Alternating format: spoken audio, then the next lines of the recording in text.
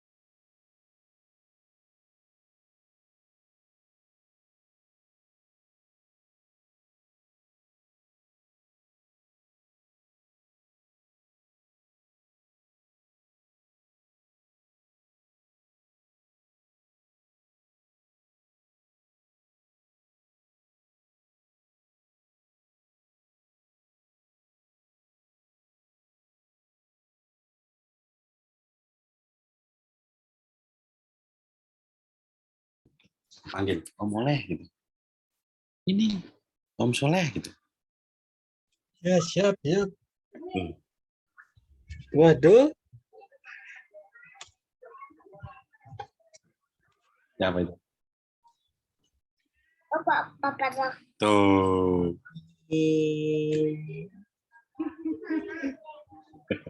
Anan. Om Soleh gitu. Bisa apa kerja ya? Boleh nggak? Bisa kerja ya?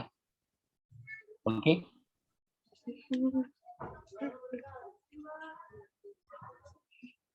Ya.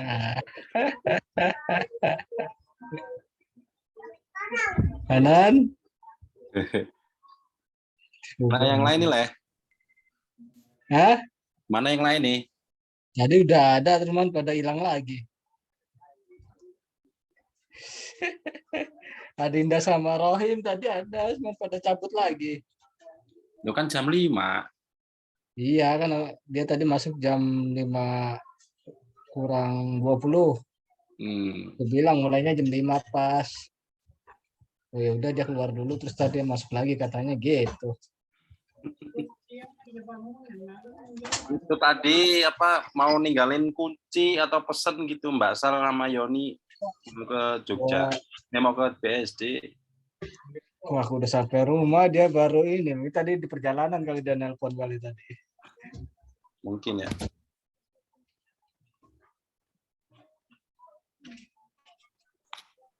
Gimana? Mana anak murid? Ya inilah kau lah anak muridnya. Privat. Besok malam toh warteg. Siap, siap. Dia main apa sih? Kasih tahu Om Oleh. Kasih tahu Om Soleh. Main apa? Kenapa Hanan? Main apa deh? Game. Game apa YouTube?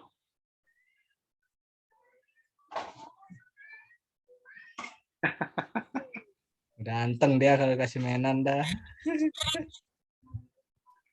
Ya udah lah nunggu yang lain dulu lah. Yo, yo, siap.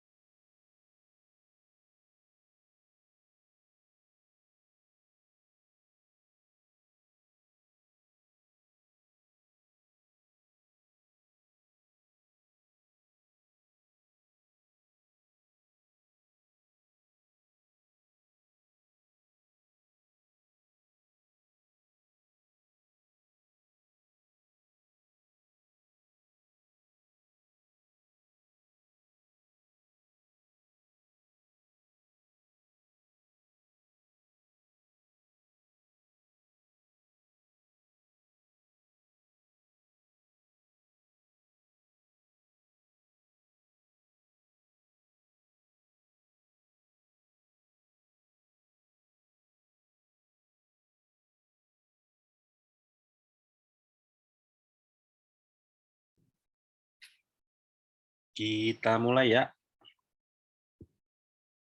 Wah, cuman bertiga ini.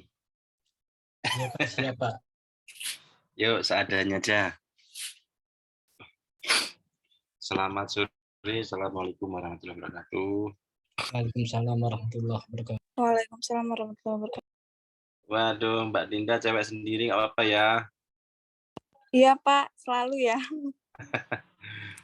Kita gas lah. Kali ini materinya sebelum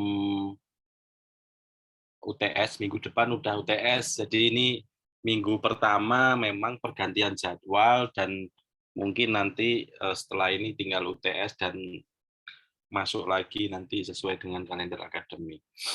Oke, terkait dengan pengumpulan data ya, jadi kenapa dan mengapa hubungannya dengan interaksi manusia dan komputer. Jadi ketika teman-teman misalkan nanti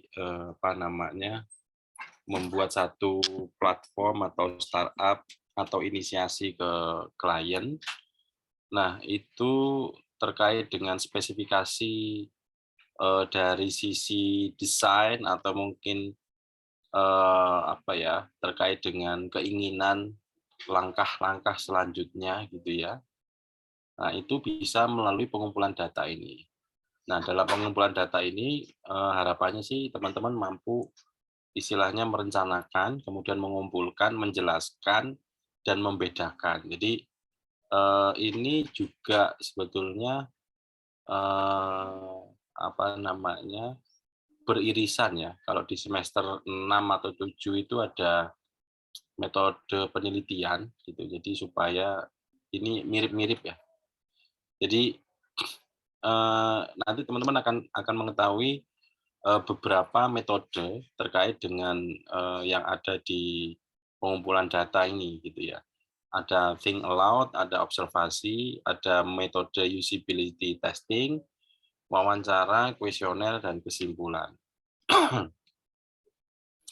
Nah, 5 isu utamanya adalah pertama menentukan tujuan, kemudian identifikasi partisipan, kemudian hubungan dengan partisipan itu apa, kemudian triangulasi data, kemudian pilot study. Nah, ketika ini digunakan, jadi terkait dengan menentukan tujuan, misalkan saya ingin membuat sistem informasi akademik misalkan. Oke, menentukan tujuannya di sana. Kemudian identifikasi partisipan, misalkan berarti ada tim akademik, berarti ada mahasiswa, berarti ada dosen, kemudian apalagi mungkin admin misalnya begitu ya. Nah, hubungannya dengan partisipan ya nggak ada, tapi secara hubungan aktor ataupun objek itu ya mereka saling berhubungan. Jadi hubungannya adalah pengajar dan pendidik serta administrasi. Nah, nanti triangulasi data itu terkait dengan datanya ya. Kemudian pilot study-nya mengenai misalkan sistem informasi akademik. Nah, ini ada yang namanya mungkin nggak asing ya, tapi kadang-kadang kita lupa. Ada yang sifatnya kualitatif, ada yang sifatnya kuantitatif. Kualitatif itu naratif ya. Jadi saya tanya misalkan, Mas Soleh misalkan, coba jelaskan mengenai sepak bola misalnya begitu. Nah, nanti Mas Soleh pasti akan menjelaskan. Nah, menjelaskan itu kualitatif. Misalkan Pak, bolanya itu ukurannya diameternya sekian. Ada yang warnanya hitam, putih, ada yang warnanya polos putih, kemudian mempunyai standar begini, begini, begini. Nah, cuma kalau kuantitatif akan berbeda. Jadi misalkan untuk sepak bola. Nah, kuantitatif nanti misalkan kita bicara masalah misalkan negara, umur, warna kaos, jadi yang ada angka-angkanya, gitu ya. Jadi di situ nanti akan terjadi perbedaan. Jadi sekali lagi, kualitatif adalah sifatnya naratif, kemudian kuantitatif sifatnya numerik. Gitu ya. Nah, contoh data kualitatif. Di sini berdasarkan misalkan analisis pengalaman pengguna pada website e-commerce menggunakan usability experience questionnaire, gitu ya. Nah, ini misalkan hasilnya itu dalam bentuk ini ya, sejenis kayak karangan ya, paragraf atau penjelasan. Nah, ini langsung gitu, tapi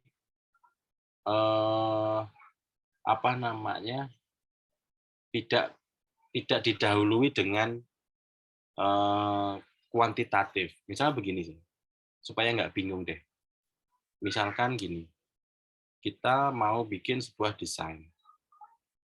Kemudian kita bicara masalah warna. Oke. Dari 10 orang, maka 7 orang akan memilih warna biru dan 3 orang akan memilih warna merah. Nah, baru kita misalkan hasilnya. Gitu ya. Jadi misalkan dalam PT Lazada memiliki keinginan untuk mengubah warnanya menjadi warna biru. Nah, itu adalah kuantitatif karena sebelumnya sudah dijelaskan dengan numerik gitu ya. Tapi kalau nggak ada numeriknya langsung itu namanya kualitatif. Mudah-mudahan nggak bingung ya. Jadi nanti kalau teman-teman misalkan ini juga pengumpulan data seperti ini sangat bersinggungan dengan hasil teman-teman di UI UX misalnya. Nah, nanti ada misalkan navigasinya, misalkan habis apakah Anda suka dengan model video ABC misalnya seperti itu. Nah, itu nanti dari situ memang nanti akan mendapatkan hasilnya, ya. Di belakang ada juga. Nah, kemudian kalau kuantitatif, nah ini ada misalkan ada daya tarik, kejelasan, efisiensi, ketepatan, stimulasi, kebaharuan. Nah, ini kan indikator yang diuji gitu ya. Nah, kalau misalkan objeknya ya Lazada, BB dan GDID. Nah, kalau misalkan teman-teman terkait dengan IMK di awal-awal belum membuat, itu bisa menyampaikan seperti ini misalkan kalau bingung. Sebentar.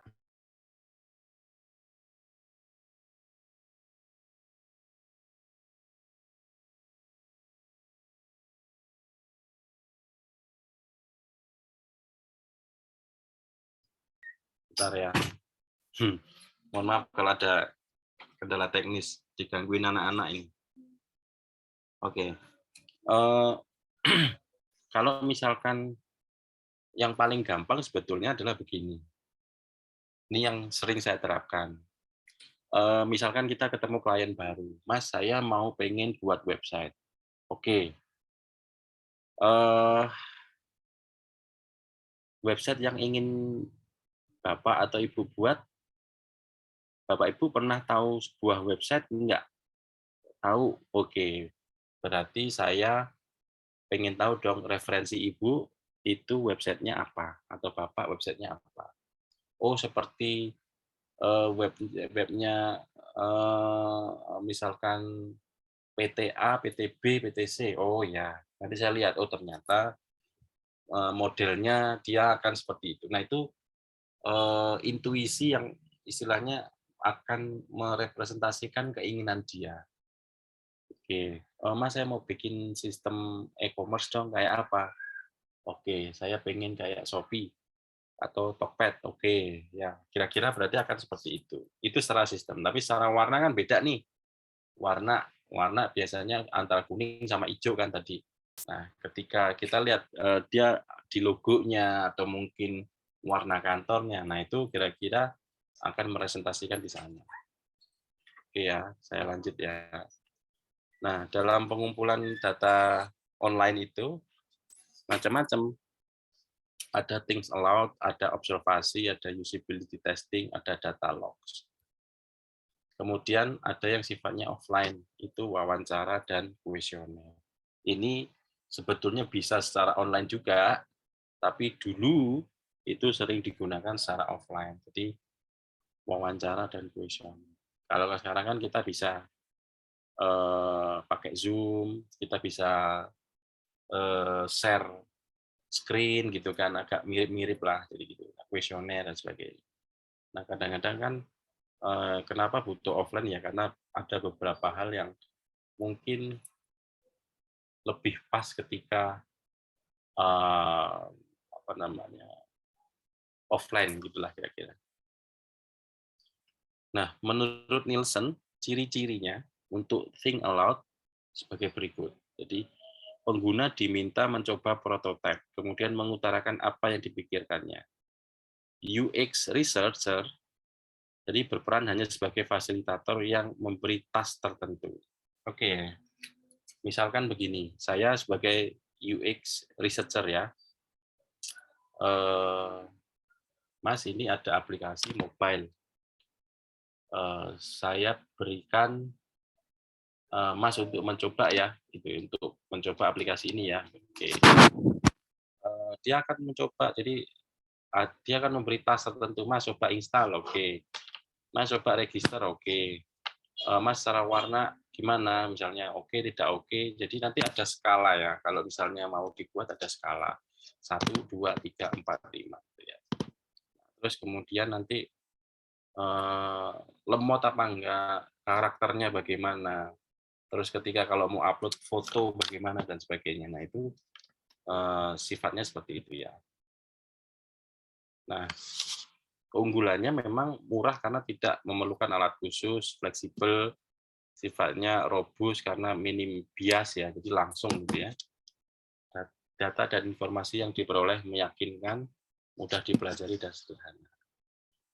Nah kalau observasi itu biasanya datang langsung sih, lebih banyak datang langsung di lapangan. Contoh, misalkan Mas Soleh disuruh Mbak Adinda misalkan, Mas Soleh saya mau desain rumah nih, gitu, mau renovasi rumah atau apa, boleh dong datang ke rumahnya, oke. Maka ditanya tuh model-model, warna, kemudian sekat-sekat dan sebagainya, jadilah nanti gambar 3D. Nah itu, jadi nanti merepresentasikan apa yang dimau. Ya. Nah kalau di aplikasi juga sama. Nah, jadi mulai dari observasi langsung di lapangan, misalkan yang nggak ke gambar, misalkan apa ya, mungkin udah jarang teman-teman ke koperasi simpan pinjam kali ya. Misalkan datang sebagai calon customer, didata data dirinya, kemudian apalagi ya, datang ke kan mini bank ya, jadi simpan pinjam itu kayak mini bank.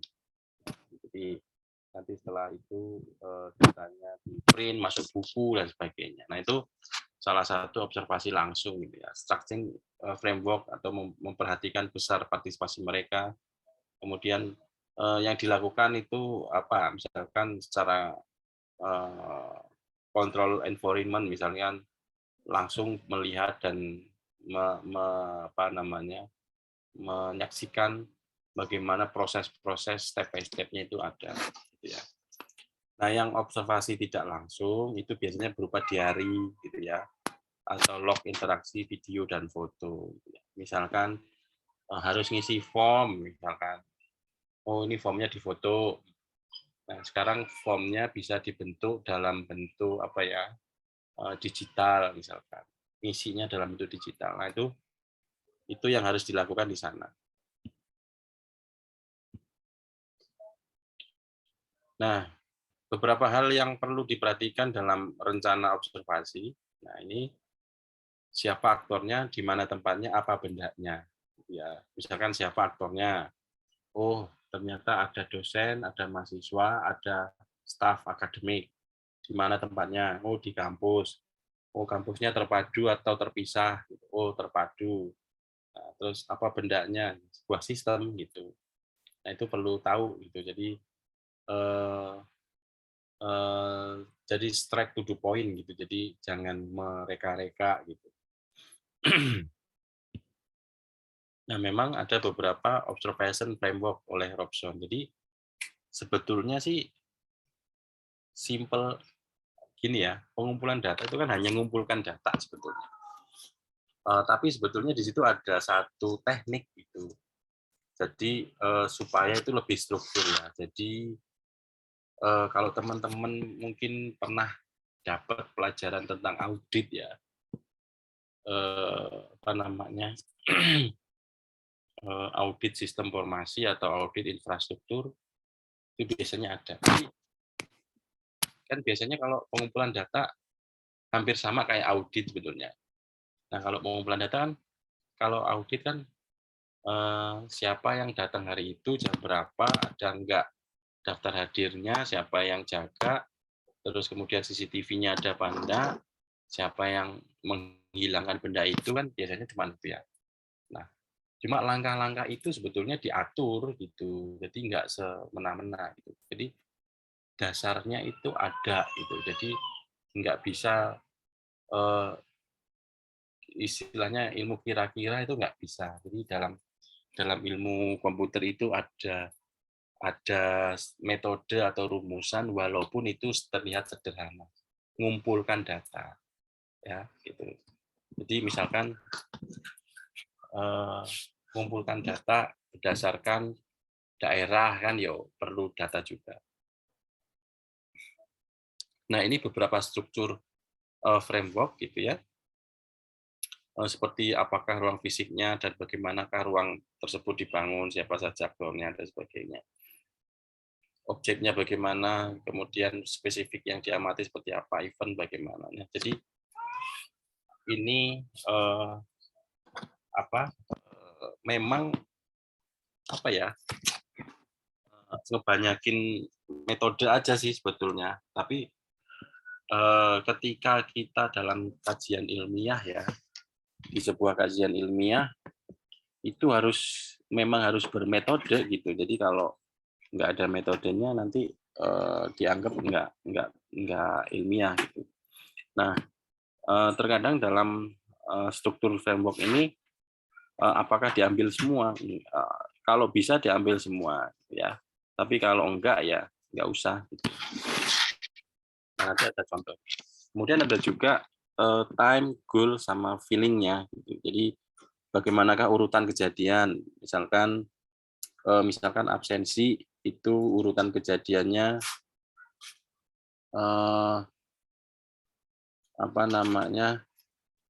habis datang, kemudian kalau misalkan nanti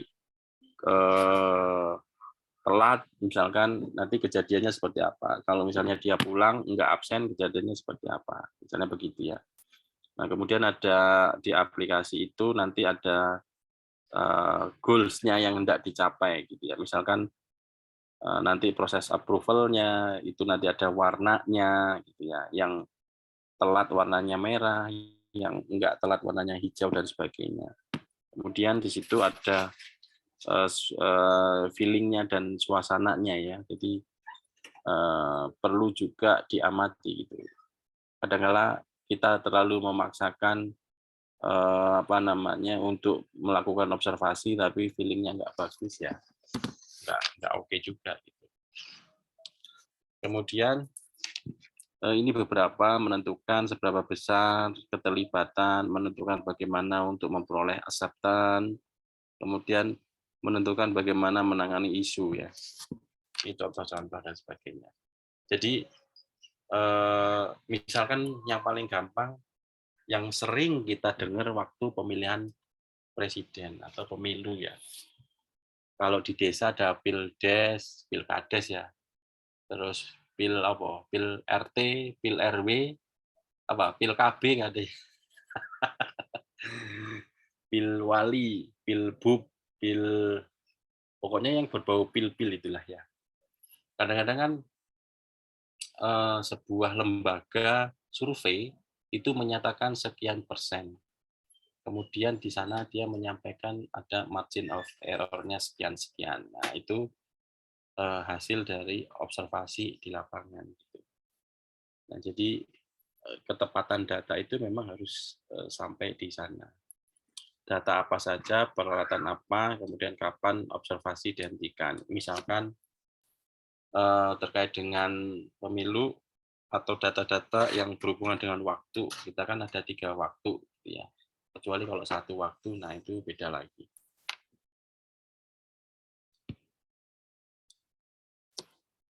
Nah, ada juga terkait dengan observasi langsung di control environment, gitu ya. Bisa menggunakan tadi think aloud, ada juga yang menggunakan tracking ya, bisa berupa diary, log interaksi dan web analitik gitu.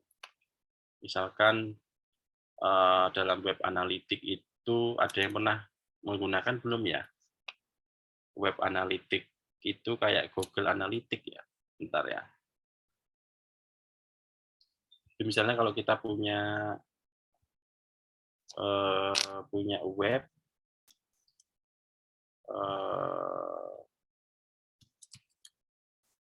kemudian itu ada pengen tahu pengaksesnya dari mana dan sebagainya. Bentar ya. Mana tadi? Oh ini.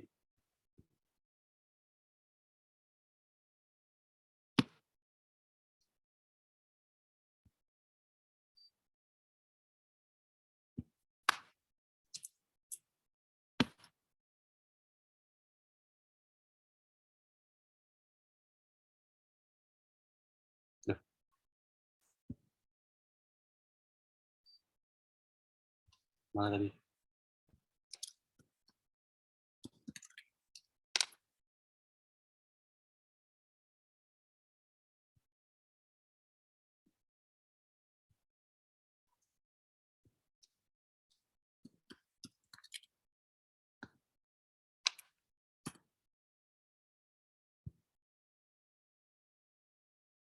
Tunggu ya, sebentar ya.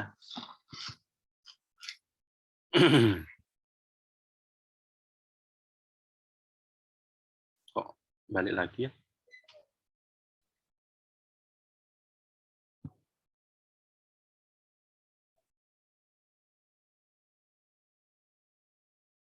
Ya. Lalu dulu.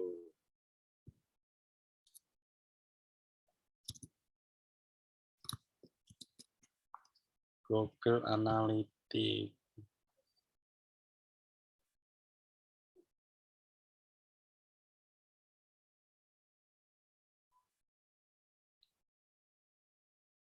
Anda yang pernah pakai Google Analytics belum?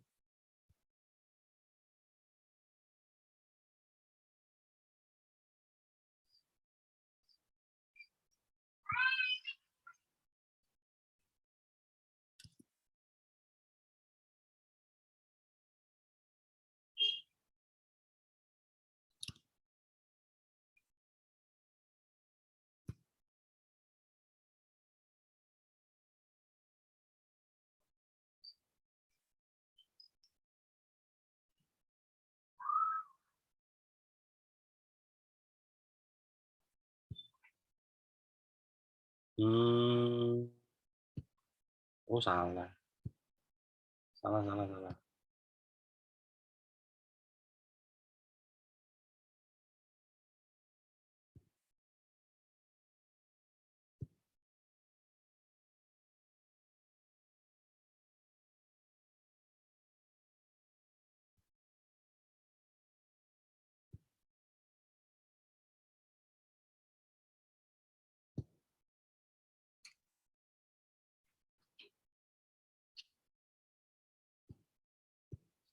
Aduh, kok nggak ada ya? Ini aja deh, image aja ya.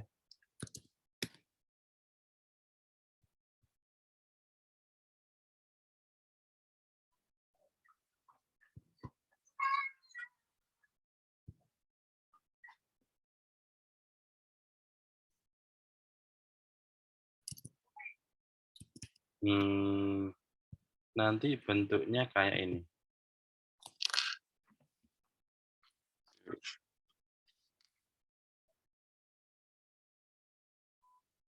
Jadi istilahnya kayak pengunjung ya, tapi pengunjungnya itu sudah dimodernisasi dari daerah mana, pengaksesnya siapa dan sebagainya, gitu ya. Nah ini lengkap ya. Kalau mungkin di YouTube hampir sama sih. Siapa yang mungkin sudah sering mainan YouTube juga sama terkait dengan jumlah traffic dan sebagainya. Kemudian nanti di apa namanya ini dimasukkan ke web, kemudian nanti secara otomatis kita bisa melihat Google Analytics-nya itu di sini. Tadi kelas pagi bisa ya, kenapa sekarang nggak bisa ya? Tapi nggak apa-apa sih, cuman menyampaikan aja modelnya kayak gini. Gitu. Lanjut ya.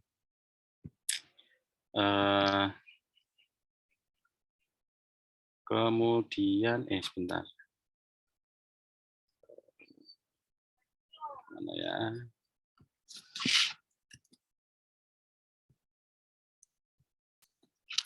Ini ada yang dari timur nggak nih? WIT? Nggak ada ya? Ini WIB semua ya?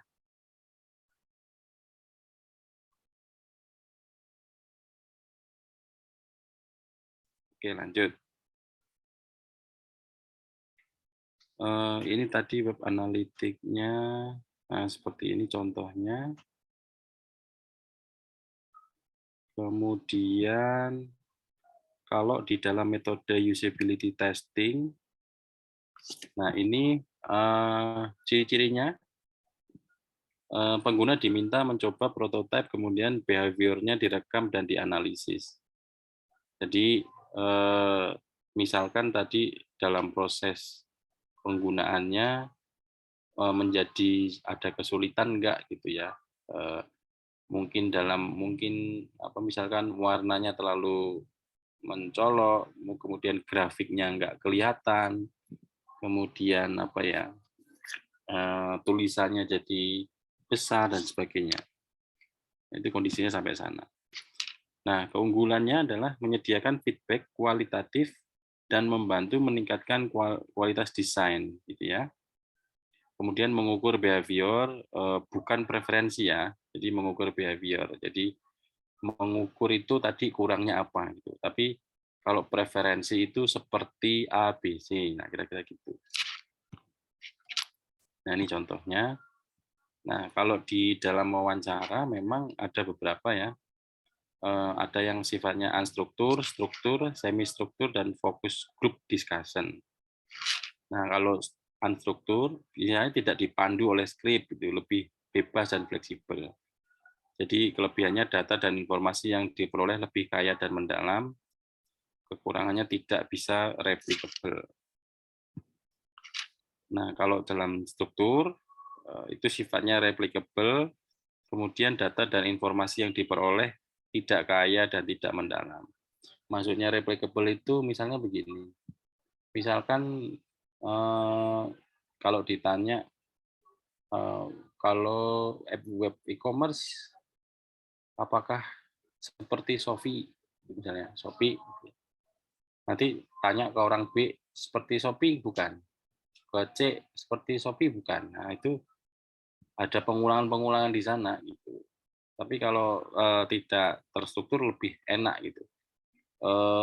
Mungkin strukturnya kayak Shopee, tapi secara checkout-nya kayak Tokopedia misalnya gitu ya. Nah ini menawarkan keseimbangan ya antara keduanya. Nah ini kalau ini memperoleh berbagai isu atau tanggapan dari berbagai sudut pandang. Nah ini ada jenis tipe pertanyaan, ada yang sifatnya terbuka dan ada yang tertutup. Nah, misalkan apa pendapat Anda dengan apakah Anda pernah? Nah, ini perlu diteliti juga gitu. Jadi ada beberapa hal yang sifatnya perlu diperhatikan.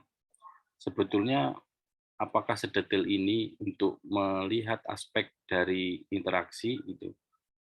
Bisa ya, bisa enggak gitu. Tapi kalau misalkan teman-teman nanti suatu saat menemui hal-hal yang sifatnya apa dasarnya. Nah, itu merujuklah ke sini gitu ya. Entah itu metode penelitian, entah itu audit, entah itu interaksi manusia dan komputer, semuanya ada di situ.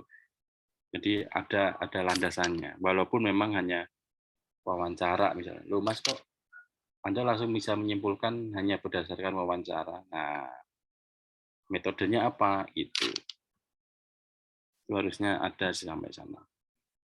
Nah, hindarilah yang model-model sangat panjang pertanyaannya, bersifat double-double, mengulang-ulang gitu ya, atau mengandung jargon atau istilah yang tidak umum. Misalkan apa? Jargon-jargon yang tidak umum, ya mungkin yang lebih sensitif ke arah ras, suku, agama, janganlah sana. Kemudian bersifat leading question atau mengandung bias stereotip. Nah, dalam alur wawancara sendiri, itu walaupun kita sudah tahu, tapi ini ada tekniknya. Pertama memang pendahuluan dengan memperkenalkan diri, menjelaskan, jadi meminta kesediaan untuk direkam apabila diperlukan dan sebagainya. Kemudian menyampaikan pertanyaan ringan, itu santai, gimana kabar, misalkan dan sebagainya. Kemudian main body atau istilahnya yang pertanyaan yang berurutan gitu, tapi istilahnya ini yang inti-inti gitu, tapi menyampaikannya dengan suasana yang cair itu juga boleh. Kemudian penutup. Nah, lanjut ke masalah kuesioner juga, tadi wawancara.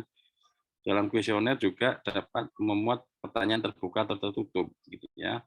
Kemudian disebarluaskan ke populasi, kemudian sampling dapat menjadi kendala karena tidak diketahui ukuran populasi. Populasi tahu ya, jadi misalkan di Ciledug itu populasinya berapa, itu harus bisa ngitung kira-kira gitu. Kalau nggak bisa, nanti ekspektasi dari hasil tidak sempurna karena tidak mencukupi populasinya gitu. Jadi sampling gitu. Dari situ nanti bisa disampaikan. Nah, merancangnya pun juga sama, urutan. Jadi kalau nanti di skripsi ataupun nanti teman-teman ada yang tesis dan lain-lain, kalau pakai kuesioner harus ada dasarnya ya. Walaupun itu menanyakan masalah umur, menanyakan masalah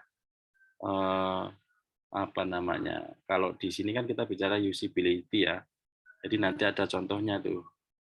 Misalkan menurut penelitiannya misalnya Agung 2022 dalam hal usability testing itu variabelnya ABC. Apakah Anda setuju jika sebuah website misalkan blibli.com itu variabelnya ini misalnya begitu. Nanti ada contohnya. Nah, ini beberapa formatnya ya. Ada ya, tidak, opsi 1, 2, 3, rating, silakan ditulis misalnya itu ada. Nah, kiat memperoleh respon yang memuaskan itu ada beberapa. Jadi pastikan bahwa tujuan teman-teman itu jelas. Misalkan teman-teman mau misalkan mensurvei masalah hewan sapi gitu misalkan. Ya yang disurvei ya jangan apa namanya petani ya, tapi peternak gitu atau mungkin yang lain. Jadi tujuannya jelas, jaminan bahwa tidak ada anonim gitu ya. Kemudian pastikan kuesioner telah dirancang, kemudian siapkan versi pendeknya. Nah, ini biasanya berikanlah insentif ya. Unggulan kuesioner biasanya relatif lebih mudah, cepat responnya, kemudian waktu analisis lebih cepat, kesalahan pengisian mudah dikoreksi. Ini berbagai contoh kuesioner. Kemudian kelemahan juga sampling dapat bermasalah karena kita tidak tahu populasi tadi itu ya. Kita harapannya dapatnya 50 data, tapi karena populasinya cuma 20 kan nggak mungkin gitu ya. Terus bisa data recording berupa catatan, foto, rekaman audio, kemudian rekaman audio plus foto juga bisa. Nah, ini misalkan ada studi kasus, misalkan mengenai usability kayak sejenis e-learning ya, gitu. E-learning, kemudian, nah ini variabelnya. Nah, tapi kalau misalkan ini tentang usability ya, tapi kalau cuman hanya wawancara masalah apa namanya terkait dengan sebuah sistem ya, ya silahkan aja, sesuai aja yang teman-teman ini. Misalkan saya mau bikin sistem keuangan, oke, si keuangannya UMKM atau perusahaan besar, oke. Terus jenis laporannya mau pakai apa, gitu, datanya apa aja, nah itu gitu ya. Sesimpel itu sih. Kemudian ini perlu dicek lagi beberapa, misalnya pengumpulan data yang digunakan, contoh misalkan untuk mahasiswa berbeda, kuesioner atau wawancara juga berbeda, kemudian wawancara dengan dosen juga berbeda. Ini misalkan tentang contoh-contoh ya. Nah ini nanti bisa dicek di e-learning kita, udah Bapak upload. Nah ini juga misalkan dengan kuesioner online itu atau video screen capture, macam-macam ya contohnya. Sifatnya bisa self service itu dan sebagainya. Nah, beberapa alur penelitian ini menurut Pak Santoso ini melengkapi survei, belajar dengan menggunakan e-learning, kemudian melengkapi survei. Jadi ini tadi contoh e-learning ya. Kemudian pelajari terpilih dan diwawancarai. Jadi hanya untuk menilai sebuah e-learning pun mereka juga perlu sebuah dasar ya. Jadi misalkan measuring user experience of the student center learning environment. Jadi user experience ya, mendekati user experience gitu ya. Nah ini konteks beberapa penelitian dan sebagainya. Nah, ini terkait dengan user experience questionnaire. Nah, sebelum Bapak akhiri, jadi intinya di pengumpulan data ini adalah teman-teman bisa mengencourage ya istilahnya. Kalau misalnya sudah ada contoh atau mungkin model itu mungkin feeling-nya sudah ke sana ya. Tapi kalau belum pernah ada gitu atau belum pernah punya ya susah juga gitu. Nah nanti kita setelah UTS kita coba ada sedikit praktik-praktik lah ya gitu, terkait dengan cara atau contoh atau bagaimana kita mengukur sebuah user experience dan sebagainya. Mungkin materi ke-7 kita ini untuk UTS nanti kisi-kisinya terkait dengan yang Bapak upload di e-learning ya. Nanti silakan dicek di sana materi-materinya, nanti nggak akan jauh dari sana. Sifatnya take home. Ada pertanyaan nggak?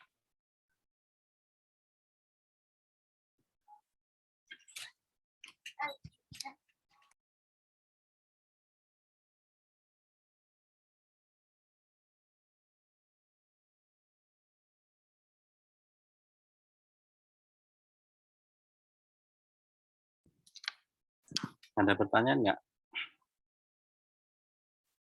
Atau udah pada lapar Ya, semua? ada Pak, lanjut.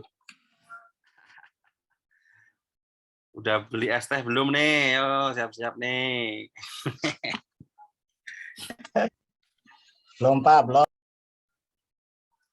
Oke, UTS apa yang pernah Bapak upload di e-learning tolong dipelajari ya, nggak jauh-jauh dari situ nanti terkait dengan ujiannya nanti ada di sana semua.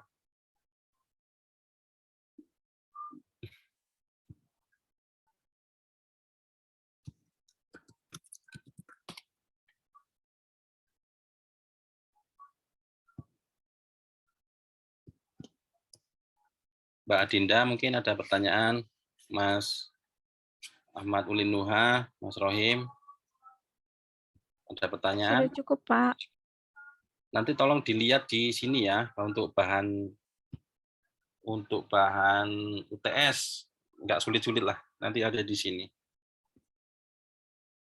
Yang tadi ini sudah minggu depan UTS, ya gitu ya.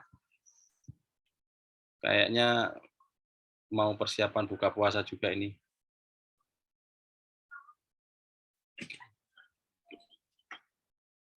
Udah azan ya, waduh ya udah. Bapak akhiri ya. Selamat berbuka puasa. Assalamualaikum warahmatullahi wabarakatuh. Waalaikumsalam warahmatullahi warahmatullahi wabarakatuh. wabarakatuh. Ya, selamat berbuka puasa. Gorengan, es teh, Es buah, Pak. oh, es buah, oke siap. Ya wes, izin pamit. Jangan lupa di end all, Mas Soleh. Siap, Pak, siap.